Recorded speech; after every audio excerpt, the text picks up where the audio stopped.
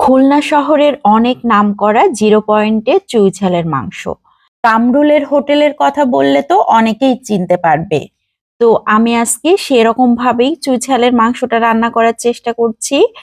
তো পুরোপুরি ওদের মতো না হলেও কিছুটা কিন্তু ওদের মতোই হবে, টেস্টটা পারফেক্ট ছিল।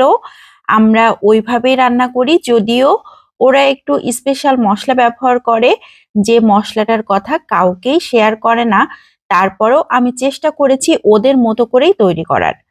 তো প্রথমেই চুই ঝালগুলোকে খুব ভালো করে ছোট ছোট টুকরা করে কেটে ধুয়ে একটা সাইডে রেখে দিলাম। এদিকে একটা রান্নার প্যানে 2 কেজির মতো গরুর মাংস নিয়ে নিয়েছি। যারা গরুর মাংস খেতে পারেন না তারা এখানে খাসির মাংসটা নিতে পারেন। রসুনের কোয়া দিয়ে দিয়েছি 1 কাপ। গোটা গরম মশলা দিয়ে দিয়েছি, এলাচ, দারুচিনি, তেজপাতা, লবঙ্গ। শুকনা মরিচ ফালি করে বিচি ফেলে তারপর দিয়েছি। আদা পেস্ট দিয়ে দিয়েছি 1 টেবিল চামচ। জিরা পেস্ট দিয়ে দিয়েছি 1 টেবিল চামচ। ধনিয়ার গুঁড়া 1 টেবিল চামচ।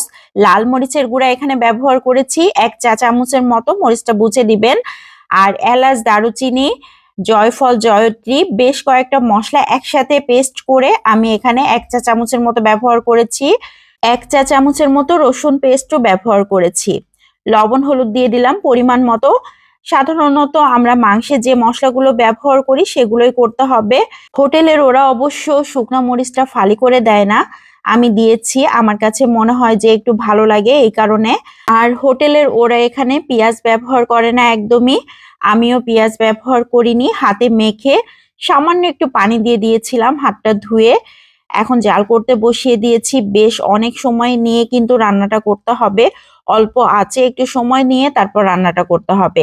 আর এখানে তেলের পরিমাণটা একটু বেশি ব্যবহার করা হয় হোটেলে, আমি বাসার জন্য রান্না করছি এই জন্য 1.25 কাপের মতো তেল দিয়েছি। হোটেলের ওরা অবশ্য শুধুমাত্র তেলটাই বেশি করে দেয়, তেলের মধ্যেই ভাজতে ভাজতেই এই মাংসটা রান্না করা হয়।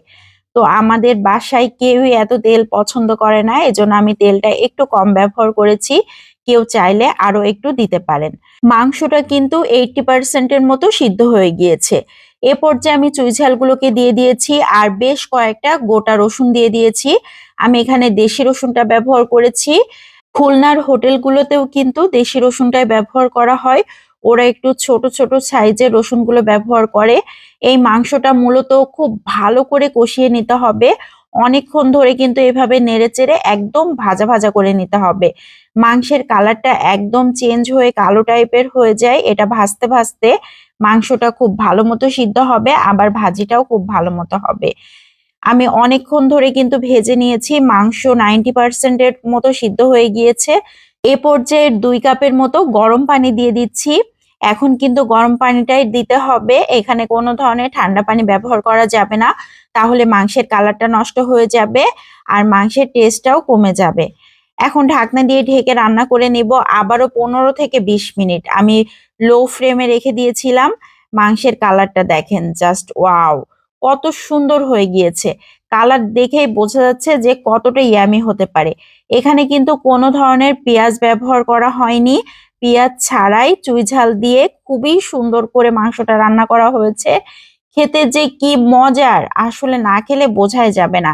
হোটেলের মাংস যেমন লাগে ঠিক তেমনই লেগেছিল, খুবই মজার। আমি তো মাঝে মাঝে রান্না করি, আর যখন রান্না করতে ইচ্ছে করে না তখন চলে যাই জিরো পয়েন্টে খাওয়ার জন্য। তো আজকের এই রেসিপিটা কেমন লাগলো সবাই লাইক ও কমেন্টের মাধ্যমে অবশ্যই জানাবেন। চাইলে এইভাবে ট্রাই করে দেখতে পারেন, একদম পারফেক্ট টেস্ট আসবে।